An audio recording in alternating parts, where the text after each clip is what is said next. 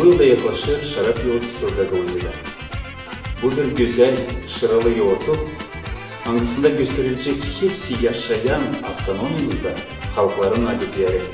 Bu nişanlı bir gün, nerede olacak çok şenlik, çok ikramlık, hem de orada olacak güzel bir büyük konser. Şarap yoğurtçusu geçecek Komrat kasabanın merkez meydanında, Kasım ayının 6'sında saat 10'da sabahleyin. Buyurun da gelin.